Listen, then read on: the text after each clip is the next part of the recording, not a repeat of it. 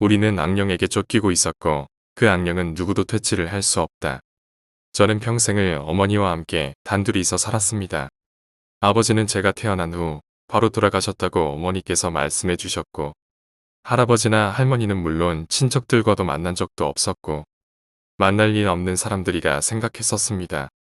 이런 게 이상한 환경임을 알아챈 것은 한참 시간이 지난 뒤였습니다. 언제 적이었는지는 잘 기억나지 않지만 누나가 있었던 것 같습니다. 마치 꿈과 같은 희미한 기억이라 이게 진짜인지 아닌지는 알 수 없습니다. 어렸을 적에 어머니에게 이 사실을 말씀드리니 이유도 모른 채 호되게 혼이 났기 때문입니다. 그 당시 우리는 이사를 자주 다녔는데 같은 곳에 1년 이상 머문 적이 없었습니다. 어머니께 이유를 물으니 쫓기고 있기 때문이야 라는 대답이 돌아왔는데 누구한테 쫓기고 있는데요? 라고 물으니 아주 무서운 것이라고 했습니다. 아무리 도망쳐도 반드시 쫓아와. 검은 녀석이 가장 먼저 우릴 찾아내지 라는 말씀도 하셨는데 이사하는 방법도 기묘했습니다. 아침에 일어나 보면 갑자기 어머니가 짐을 싸며 집을 나갈 준비를 하고 있었는데 가재도구는 거의 없는 것이나 다름없어서 준비는 금방 끝났습니다. 그리고 이웃에게 인사도 하지 않고 바로 집을 나가버립니다. 마치 그곳에 있는 무언가로부터 도망치는 듯 매우 분주한 이사였습니다. 어머니는 가는 곳마다 이른바 영능력자를 찾아다녔는데 영능력자들은 어떤 주문 같은 것을 외거나 우리들에게 다양한 지시를 내리며 그것에 따르도록 명령했습니다. 하지만 효과가 없었던 모양인지 우리의 이사는 끊임이 없었습니다. 어느 영능력자는 마지막으로 이런 말을 했다고 합니다. 당신에게 신 것을 불지하기엔 제 힘이 너무 부족합니다. 추측하건대 그것을 불지할 수 있는 존재는 없을지도 모릅니다. 대체 그게 어떤 존재인지조차 파악이 어렵습니다. 초등학교 4학년 즈음 결국 저와 어머니는 어느 절에 들어갔는데 그곳의 주지스님이 그 지역에서 악령불제로 이름난 사람이었기 때문입니다. 당시에 저희는 절구석에 있는 별채에서 생활을 시작했습니다. 매일 이른 아침부터 좌선을 하고 불경도 외워야 했고 이따금 목욕제게나 꼬마의 연기를 뒤집어 쓰는 경우도 있었습니다. 주지스님은 저희를 위해 매일같이 경을 외웠고 불제를 위한 의식을 반복했습니다. 그것에 안심한 어머니는 더 이상 이사를 하지 않고 절에 쭉 머물렀습니다. 중학생이 된 저는 그제서야 한 곳에 머무른 것에 익숙해지기 시작했는데 학교 친구들도 생겼고 남들처럼 공부도 했고 동아리도 들었습니다. 그러다 보니 절 생활이 귀찮아지기 시작했습니다. 이것을 어머니께 언뜻 들리니 어머니께서 엄청나게 무서운 얼굴을 하고 화를 내셨는데 예전에 저였다면 어머니의 얼굴을 보고 놀라서 말을 잘 들었을지도 모르지만 당시에 나는 반항기에 들어설 때라 그런지 그런 어머니의 태도에 반항했습니다. 엄마는 망상에 씌었을 뿐이야. 귀신 같은 게 존재할 리도 없어. 그러니까 이곳에서 하는 일들 모두 의미 없는 짓이야. 이 절의 주지는 우리들을 이용해 자신의 영능력을 선전하는 거라고. 당시 내가 생각하던 것은 대체적으로 이런 것들이었는데 학교나 사회에서 얻을 수 있는 다양한 의견이나 지식들은 내 이런 생각을 뒷받침해 주었습니다. 당시에 제 마음속에서 싹트기 시작한 심령적인 것에 대한 반항심은 날이 가면 갈수록 커지기만 했습니다. 고등학교 3학년 겨울 한밤중 어머니의 목소리에 잠에서 깨어났는데 복도에 나와보니 어머니 방 앞에 주지스님과 다른 중이 있었고 엄마 방 안을 들여다보고 있었는데 어머니는 광란에 빠져 뭔가를 떠들어대고 있었습니다. 검은 녀석이 찾아왔어. 이젠 무리야.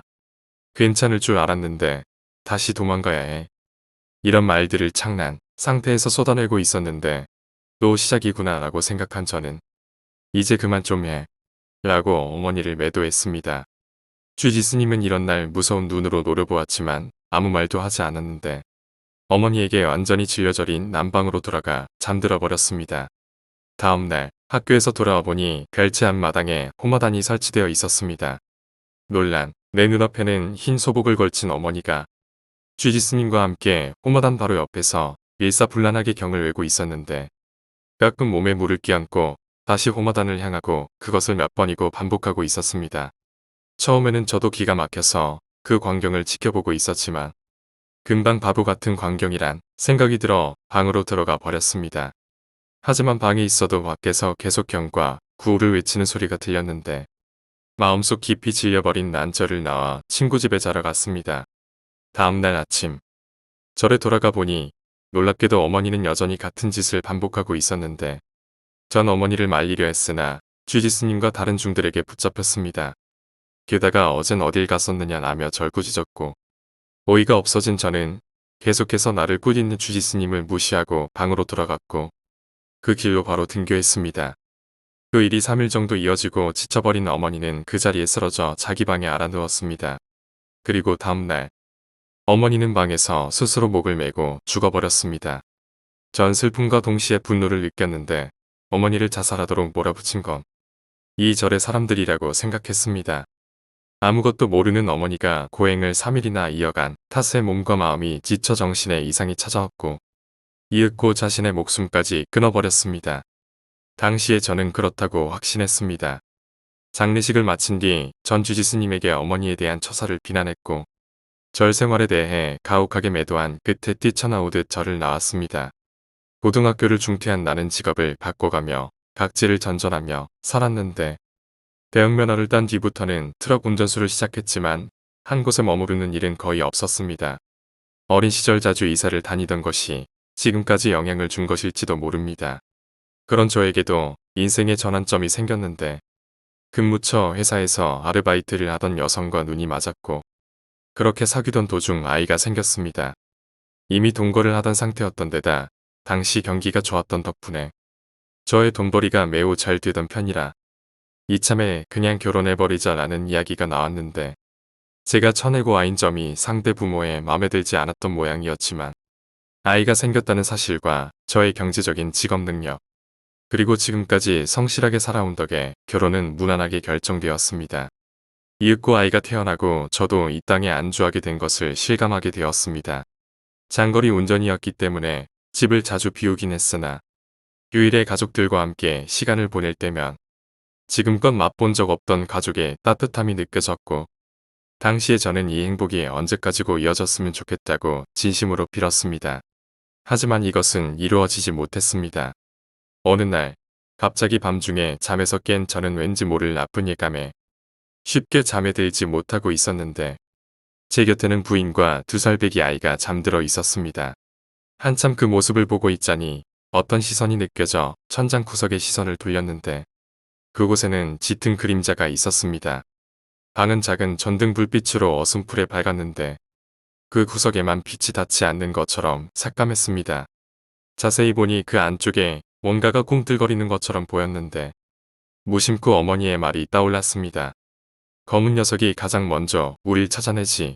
검은 녀석이 왔어. 어이없는 생각을 금방 지우려 했지만 잘 되지 않았고 전 그렇게 잠들지 못한 채 그곳만을 바라보며 아침을 맞이했습니다. 그림자는 밖이 밝아지면 밝아질수록 그려졌는데 전 그렇게 수면 부족인 상태에서 출근했습니다. 다음날 밤에도 그림자가 나타났는데 여전히 구석에서 이쪽을 빤히 보는 듯한 시선을 느꼈습니다. 결국 그날 밤도 잠들지 못했는데 다음날 휴무였던 저는 병원을 찾아갔습니다. 의사는 스트레스 때문에 환각이 보이는 겁니다. 당분간 일을 쉬는 건 어떻습니까? 라는 제안을 해왔는데 일을 쉴 수 없다 말하니 약을 주었고 약은 아무리 먹어도 여전히 한밤중에 잠에서 깼습니다. 방구석을 보니 여전히 검은 그림자가 이쪽을 보고 있었는데 기분 탓일까? 전보다 커진 것 같이 보였습니다. 문득 등쪽에 기척에 돌아보니 거실에 갑옷 차림의 무사가 서 있었는데 투구 때문에 얼굴은 보이지 않았으나 이쪽을 보고 있는 기척이 느껴졌는데 말도 안 되는 상황에 터져나오는 비명을 억눌렀습니다. 환각이야, 환각. 이라고 필사적으로 자신에게 말하며 부인과 아이 쪽을 보았는데 부인 이불 위에는 흰 기모노를 입은 노파가 앉아 절 보고 있었는데 결국 전 의식을 잃었습니다. 제 환각은 날이 가면 갈수록 점점 심각해졌습니다. 갑은 무사와 노파뿐만 아니라 작은 아이나 개 비슷한 짐승까지 보이기 시작했고 의사에게 상담을 해봐도 그건 환각에 불과해요. 일단 일을 쉬십시오. 라는 대답만 해올 뿐이었습니다. 당신의 어머니와 저에 관한 오랜 기억이 외형적인 요령을 만들어내고 있을 가능성도 있습니다. 라는 말도 했습니다. 확실히 듣고 보니 그런 것 같기도 해서 전 다시 약을 받고 병원에서 나왔습니다.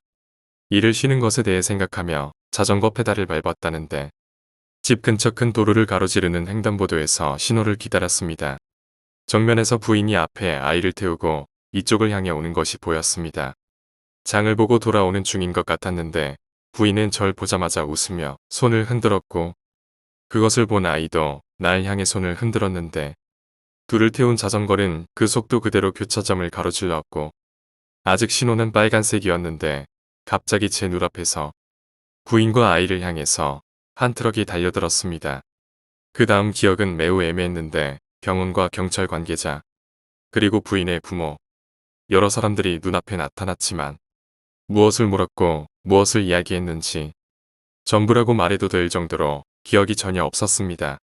정신을 차려보니 이미 밤이었고 전 집 침실에서 세 사람분 이불을 깔아놓은 채 제자리에 누워 부인과 아이가 없는 이불을 멍하니 바라보고 있었는데 아직까지 정신이 맑지 않은 느낌이 들었습니다.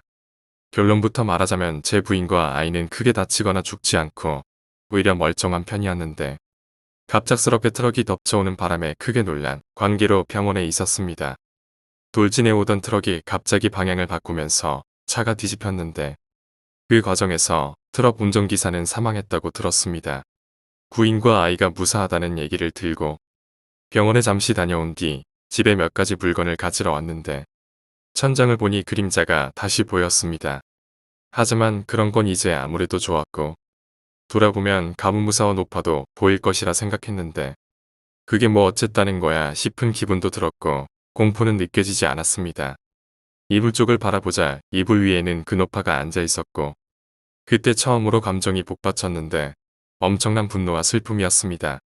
꼭 이들 때문에 제 부인과 아이에게 큰일이 생겼을 거라 생각하니 분노가 더 치밀어 올랐는데 머릿속으로 어떤 남자의 목소리가 들려왔는데 앞으로 다시는 그런 일은 없을 거다. 안심해도 좋다.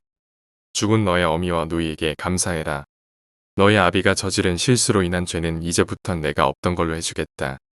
앞으로 다시는 우리들을 볼 일도 없을 거다. 이런 말이 들려왔는데 그건 가분무사의 목소리로 생각되었고 그 순간 갑자기 검은 형체의 그림자가 크게 꿈틀거렸는데 가분무사가 그 검은 그림자를 향해 날카롭게 눈빛을 빛내자 순간 위축된 듯 잠잠해져 갔습니다. 만약 안심이 되지 않는다면 그 저를 정기적으로 찾아가라. 내가 할 말은 이게 마지막이다. 이날 이 말을 들은 것을 마지막으로 기억이 없습니다. 눈을 뜨자 날이 밝은 아침이었기 때문입니다. 그리고 생각했던 건 저의 부인과 아이, 어머니와 아버지, 그리고 있었는지도 모르는 누나. 이들에 대해서 생각을 할 뿐이었습니다. 그렇게 10년 이상의 세월이 흘렀고 전 여전히 장거리 운전기 사업을 하고 있었는데 지금은 아래 직원들을 두고 관리만을 하고 있습니다. 올해로 30대 중반이 되었고 부인과 아이는 모두 건강하고 아이는 이번에 고등학교에 들어갔습니다. 그때의 큰 사고 이후에 이상할 정도로 제 일도 잘 풀려 그때보다 훨씬 생활도 윤택해졌습니다. 그때의 큰 사고 이후에 예전에 어머니와 같이 살았던 저를 방문했고 나이가 드신 주지스님께 정중하게 사과를 드렸는데 주지스님은 개의치 말라고 하셨습니다. 그리고는 주지스님께 그때의 사고와 제가 본 가분무사와 노파 그림자에 대해서 물어봤지만 모르는 게 좋다며 자세히 대답해 주지는 않으셨죠. 몇 가지 대답해 주신 것은 그 세 가지 존재는 각각 영적인 존재들이 본인들이 마음에 드는 모습으로 사람 앞에 나타난 것인데 실제 모습은 정확히는 아무도 모른다고 했습니다. 그 검은 그림자는 정확한 근원은 모르지만 악한 영적 존재인데 가분무사 앞에서만큼은 감히 설치지 못한다고 했고 가분무사는 이 지방에서 굉장히 유명한 전국시대 시절의 무사가 그 근원이 되는 존재라고 했습니다. 노파는 비교적 중립적인 성향의 존재인데 가장 알려진 게 없다고 하셨습니다. 너희 어머니가 예전에 며칠 동안 정신없이 경을 외우던 것도 그 가분무사에게 기원을 드리던 것인데 애초에 그 존재는 기원을 한다고 들어주는 존재가 아니라고 했는데 너희 어머니가 스스로 목숨까지 끊어가며 간절히 부탁하자 들어준 것 같다는 말만을 해주셨습니다. 전 여전히 신명현상에는 부정적인 입장인데 시간이 10년이나 흐른 지금은 그날 일도 우연과 환각의 산물이라고 생각하려 하고 그저 하루하루 성실히 살아가려 합니다. 사후세계나 원념 같은 건 앞으로도 믿고 싶지도 않고 알고 싶지도 않습니다. 다만 지금 시점에서도 끝내 알 수 없었던 건 저의 아버지가 저질렀다는 실수인데 이것만큼은 지금까지도 저의 주지스님이 말해주고 계시지는 않습니다. 오늘 이야기는 여기까지입니다. 오늘 이야기가 재미있으셨다면 구독과 좋아요, 댓글 부탁드립니다. 댓글은 저에게 큰 힘이 됩니다. 감사합니다.